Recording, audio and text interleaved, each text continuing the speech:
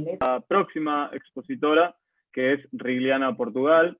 Rigliana es presidente de la Asociación Boliviana de Investigadores de la Comunicación, es miembro del Consejo Fiscal de la Asociación Latinoamericana de Investigadores de la Comunicación, es presidente de la Asociación Boliviana de Investigadores de la Comunicación y docente titular en la Universidad Mayor de San Andrés.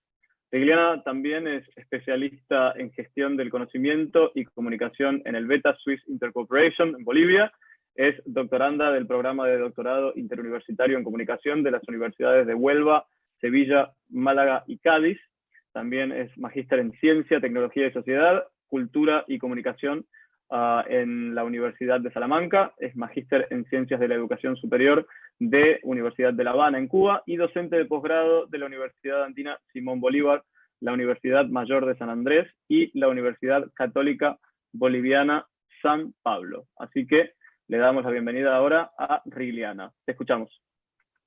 Muchas gracias, apreciado Adrián.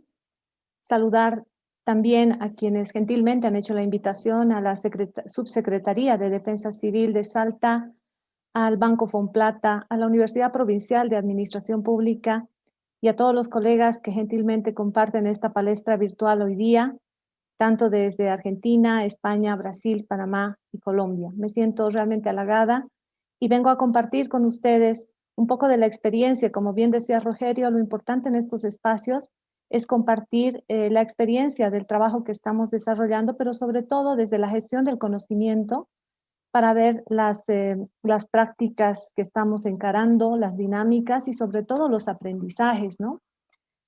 Bien, nosotros creo que es realmente muy motivador el tema hablar de cómo comunicar para ser parte de la solución y no del desastre. Mi exposición asumida en el tiempo que se me ha asignado va a aportar primero en esta claridad que creo que es necesario precisamente para evitar los problemas que ocurren a veces en el tema de la gestión de riesgos, y que es esta claridad de diferenciación entre información y comunicación, que a veces parece tan obvia, pero que en el terreno y en el campo de pronto tiene serias dificultades por la falta de claridad. El tema del compromiso y criterio de calidad vinculado a la comunicación, pues una de las premisas desde la misma mirada de las normas esfera es justamente el tema de la calidad con la cual tenemos que manejar la información, la comunicación y promover procesos de participación. Y finalmente quiero referirme a la sinergia, a este tema clave que trabajamos nosotros también desde el Beta Swiss Intercooperación y que nos ha permitido tener interesantes experiencias que quiero compartir con ustedes. Simplemente para precisar, ¿no? Cuando entramos al ámbito desde el trabajo de gestión de riesgos, qué importante es tener claro que la información es realmente este contenido que nos va a permitir reducir la incertidumbre existente sobre un hecho, un fenómeno de la realidad. Pero la comunicación viene a ser justamente este proceso, y aquí acudo a Luis Ramiro Beltrán, un comunicólogo del ámbito investigativo boliviano, el de nacimiento, que justamente nos planteaba que la comunicación tiene que ver con el diálogo. Qué importante es trabajar el diálogo, sobre todo en procesos de gestión de riesgos, donde estamos enfrentando situaciones de estrés, situaciones de conflicto, situaciones de incertidumbre, y entonces ahí el tema de comunicación cobra una real importancia, desde el mismo hecho de que cuando entramos en zona hay que tener toda una estrategia de comunicación de riesgos, pero pensando en que es sumamente y supremamente importante la construcción de diálogo, y diálogo a partir de promover una calidad en el acceso a la información, en el acceso a los contenidos, pero también una calidad en lo que es la participación. La participación que tiene que ver con el ejercicio efectivo de las personas a dar su palabra. Muchas veces nos encontramos en zona y en el campo donde las personas afectadas quieren dar su palabra, pero a veces por uno u otro motivo no se da esa posibilidad y no se generan estos espacios de diálogo. Ahí, por ejemplo, comentarles, nosotros estamos trabajando en un proyecto vinculado con financiamiento de la cooperación suiza en Bolivia, donde trabajamos, por ejemplo, con albergues de personas de familias venezolanas, que ustedes igual en sus países las tendrán por esta situación que está viviendo Venezuela, y nos hemos dado cuenta qué vital y qué importante es generar estos espacios de narración, de diálogo con las familias, porque es muy diferente escuchar a alguien que está enfrentando una situación de vulnerabilidad, ¿no? Desde su propia voz, desde su propia narrativa, a pretender hacerlo nosotros, ¿no? Entonces, estos dos elementos son centrales, información y comunicación. Miren, la imagen que les estoy compartiendo es de un evento que pasamos el año pasado en Bolivia y donde la pregunta a realizar es justamente ¿cuál fue el manejo? ¿Cuál fue el manejo de información que se dio a nivel de fuentes oficiales? Esta es una zona céntrica, casi céntrica en la ciudad de La Paz, en Bolivia, se llama Llojeta, y ahí hubo un deslizamiento, pero muy fuerte, que afectó significativamente a muchas familias, ¿no? Cuando hablamos de información, la primera pregunta es ¿cuál fue el manejo que se dio a la información a través de las fuentes oficiales? ¿Cuál fue la información en contexto real? ¿No? Y la pregunta del millón es siempre preguntarnos si se contrastaron las fuentes de información a la luz del hecho ocurrido. Miren, este deslizamiento en la zona de Bajo Llojeta, el 30 de abril de 2019, tuvo una serie de bemoles. Primero, el hecho de que, se informó vagamente del hecho, no se contrastaron las fuentes, por tanto, el dato que fluía era diverso, pero no tenía un respaldo. Y, por otra parte, se suma a esto el hecho de, a nivel mediático, la espectacularización que se dio a nivel informativo en cuanto a las cifras de afectados o de casas que se habían deslizado producto de este problema. El tema de la información como manejo desde una lógica del rating, ya como una mercancía para lo que llamamos en periodismo la pepa, ¿no? Tener la pepa de la información y sacar esa nota lo antes posible, pero sin cuidar el hecho de la fuente, ¿no? El respaldo propiamente. La vertiginosa socialización de este hecho a partir de las redes sociales, que más adelante nos va a plantear justamente esta necesidad de la alfabetización en comunicación, sobre todo lo que se llama como media literacy, que viene a ser todo este desarrollo de competencias mediáticas, porque de pronto uno agarra el dispositivo y simplemente saca la foto o saca el video al instante y lo socializa, pero no cuida el tipo de información que estás manejando, ¿no? Pongo aquí el acápite cocinas versus pizzas porque mientras el ámbito de la cooperación, de la asistencia humanitaria estaba en zona intentando hacer todo este levantamiento de información, recuperar los datos en terreno, precisar e identificar las necesidades, porque para eso es la información, para hacer una respuesta efectiva ante la situación adversa, pues instancias por una parte de gobierno estaban distribuyendo cocinas, otros lavadoras, hasta que finalmente incluso en la noche del día del evento fue un ministerio y repartió pizzas a todos los damnificados, ¿no?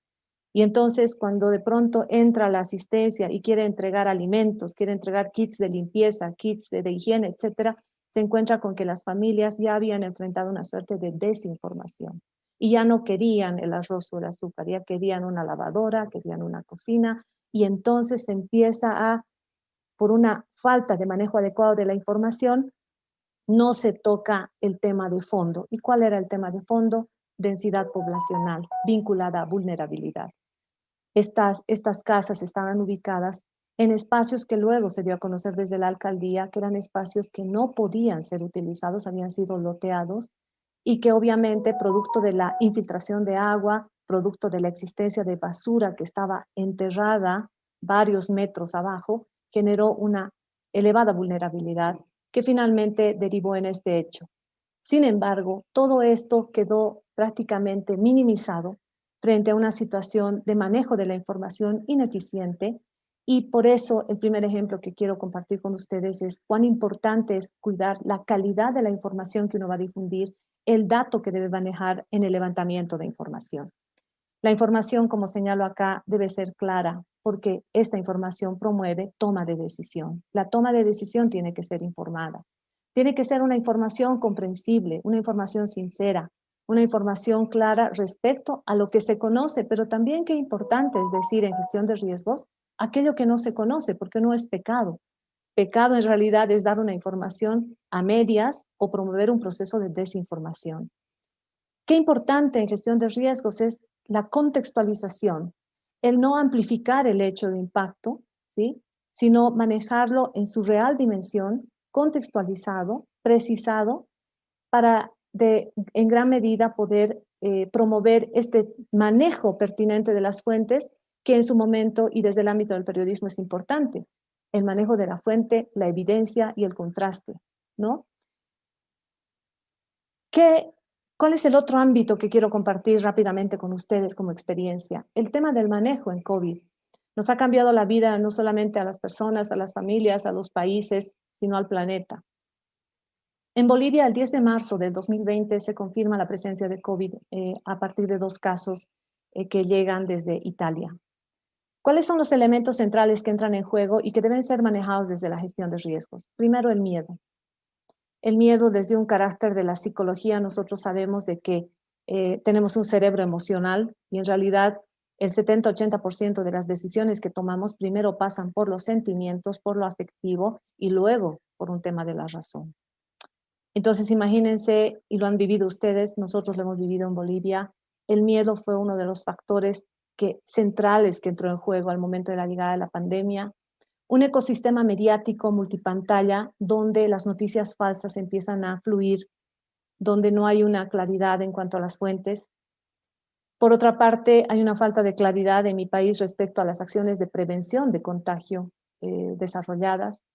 Conocemos los datos desde la misma OPS o OMS de información que se difundía, pero luego también precisamente por la forma en la cual se presentó este virus y esta pandemia propiamente, información que un día podía parecer pertinente, horas después ya no era pertinente, ¿no?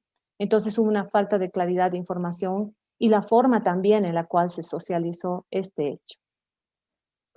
Si bien es cierto que en Bolivia nosotros hemos desarrollado, se ha presentado lo que es Bolivia Segura, una página que ahí les coloco como referencia, Bolivia Segura da los datos respecto al comportamiento de los casos que se están dando. Sin embargo, aquí entra un tremendo problema, veo yo, en el ámbito de la gestión de riesgos, que por una parte a nivel de información, los datos empiezan a dudarse respecto a la confiabilidad porque no había pruebas para hacerse la prueba del COVID, porque los datos no llegaban de manera pertinente o propiamente en el tiempo requerido a las instancias que almacenaban esta información.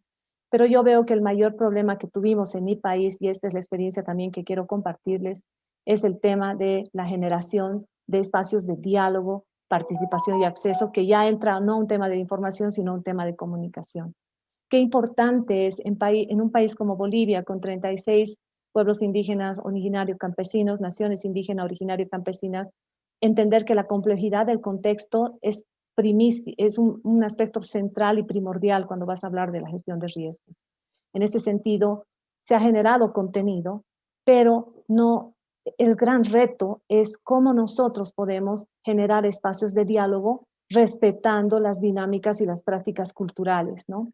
En Bolivia hay una práctica que es la práctica del picheo, de compartir la coca, de estar alrededor en cierta hora con la familia o con la gente en el trabajo, ¿no? En ciertas prácticas que se dan en mi país, pero de pronto esto queda interrumpido porque tenemos que hablar del distanciamiento, tenemos que hablar del uso de barbijo, tenemos que hablar de ciertas prácticas, como por ejemplo también la práctica respecto al tratamiento que se va a dar a las personas que fallecen, que ya no pueden ser veladas y que tienen que seguir una serie de protocolos, ¿no?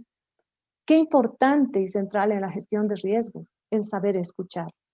Por eso señalamos muchas veces nosotros en Elbetas tenemos 2 oídos y una boca. Hay que escuchar más para que el momento que tú hables realmente sea con total pertinencia y claridad. Y aquí acudimos a la propuesta de Adalid Contreras, los sentipensamientos. La propuesta para trabajar en gestión de riesgo también debería ser considerar qué siente, piensa, vive, sufre la gente. ¿Cómo ve el hecho de que de una práctica cotidiana que tiene, donde está compartiendo la coca, donde está compartiendo el picheo, donde está velando a sus muertos, de pronto un protocolo te dice que no tienes que hacerlo? Entonces, ¿cómo la comunicación tiene que entrar estratégicamente? Y la forma de hacerlo es escuchando y luego interpretando y entendiendo estos códigos y estas dinámicas de prácticas culturales, ¿no? Que tiene que ver con las opiniones, los criterios y los sentires. En el caso de Elbetas y de yo hablo mucho del tema también de la instancia de cooperación y de acción humanitaria en Bolivia, pues se han desarrollado una serie de capacidades, ¿no? Y creo que también es importante seguir insistiendo en esto, que ese es el otro eje de yo compartiría como experiencia. Qué importante es desarrollar capacidades, primero en los colegas periodistas, seguir compartiendo con ellos el manejo conceptual y terminológico adecuado, ¿no? A veces hablamos como si fuera un sinónimo COVID, coronavirus, SARS, y en realidad el virus se conoce como coronavirus SARS-CoV-2 y la enfermedad que causa se denomina COVID-19, pero hay estos elementos que no terminan de ser clarificados y de pronto son difundidos a través de medios masivos y redes sociales sin una precisión, ¿no? Y el otro aspecto que va de la mano y quiero compartir es que es sumamente importante profundizar en los enfoques de género, interculturalidad, inclusividad e intergeneracionalidad cuando se va a trabajar estos contenidos en gestión de riesgos. Para nosotros, también el tema de desarrollo de capacidades involucra promover permanentemente el desarrollo de competencias mediáticas y digitales. Y esto se ha visibilizado de manera muy directa con el tema de COVID, ¿no? COVID-19. ¿Por qué? Porque se ha notado que una cosa es tener un dispositivo, por ejemplo, y otra cosa es usarlo, accederlo, interpretar el contenido que circula a través de los medios, poder tener todo esto que llamamos competencias y que se traducen en los tres ejes de el conocimiento, las habilidades y las actitudes, ¿no? ¿Cuánto sabes de esto? ¿Sabes manejarlo? ¿Sabes difundir? ¿Sabes verificar la información antes de socializarla? Y el ser, que son las actitudes, ¿no? El ser es sumamente importante porque aquí tiene que ver con el tema de los valores, ¿no? La filosofía de vida que también entra en juego al momento de hablar de la gestión de riesgos. Las alianzas es un tema central como experiencia compartida. En Bolivia tenemos el consorcio de agencias humanitarias que justamente liderado desde el Betas, ahí están los logos de las organizaciones que conforman, ha trabajado de manera muy sinérgica en red, permitiendo que no sea un sentido de competencia al momento de actuar en situación de riesgo, sino por el contrario, recuperar los mejores aprendizajes de cada organización, recuperar los mejores productos comunicacionales para poder compartirlos, socializarlos e incluso difundirlos para tener una actuación incluso racional del uso de los recursos económicos, de manera tal que no repitas y hagas lo mismo que un municipio aledaño esté haciendo otra organización, sino que pueda existir una lógica de acción mucho más sinérgica con materiales que se han producido y donde ha sido importantísima la participación de Naciones Unidas. Y aquí entra el segundo actor central, yo diría, en materia de alianzas, que tiene que ver con el equipo humanitario país, donde Naciones Unidas y toda el área de comunicación de las organizaciones involucradas, tanto de ONGs, Naciones Unidas y otras, han permitido llegar a zonas donde es imposible estar presentes en Bolivia y más aún en un contexto de COVID, donde obviamente el transporte está con serias restricciones y protocolos, ¿no? Esto nos ha permitido a nosotros, por ejemplo, actuar de manera mucho más racional y sostenible, producir contenidos, entrar en una suerte de vinculación y llegar a zonas donde por las características no solo geográficas de mi país, sino también de carácter de cumplimiento de protocolos se hacían difíciles. Es importante entonces en el marco de alianzas, creemos, y esto es lo que quiero compartir también, recuperar esta experiencia social y comunitaria, ¿no? El sentido comunitario es central cuando uno va a actuar en gestión de riesgos. El trabajo con las redes, con los gobiernos locales y los gobiernos municipales nos ha permitido a nosotros poder incluso hacer llegar los kits, los productos que se habían generado sin necesidad de desplazarnos hasta el lugar por los protocolos que les estoy diciendo, pero de poder llegar de manera efectiva a las familias, a las comunidades, donde además ellos eran participantes del proceso. Y esa es la clave a partir de esta diferenciación que yo hacía entre información y comunicación. No solo en gestión de riesgos hay que quedarse con el ámbito informativo, que es fundamental la información, sino hay que trascender a un proceso de comunicación que permite generar redes sólidas y redes de confianza. Creo que ese es un aprendizaje también porque este trabajo ha permitido que ahora las redes que se han formado son redes sólidas, redes de confianza entre distintos actores, a la luz de estrategias de comunicación de riesgos que han sido trabajadas y con acciones coordinadas cuidando sobre todo algo que es muy importante en mi país y que es el manejo del idioma, ¿no?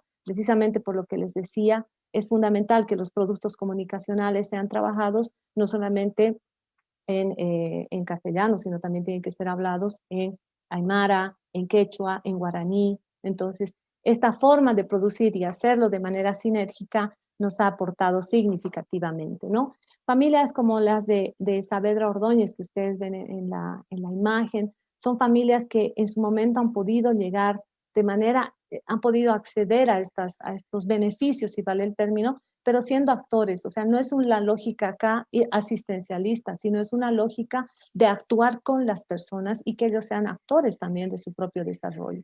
¿Cuáles son las claves para cerrar esto? El hecho de que los procesos tienen que ser diferenciados. No podemos pretender llegar de la misma manera a distintos contextos y lo más importante, cuidar muchísimo cuando estamos hablando de información, el tema del dato, de la fuente, de la verificación y la evidencia. Y cuando estamos hablando de comunicación, cómo podemos generar espacios de diálogo capaces de construir, capaces de reducir esos impactos de miedo que se generan para construir resiliencia. El tema de la escucha activa y desde los sentipensamientos creemos que es fundamental como un compromiso y un criterio de trabajo vinculado a la calidad.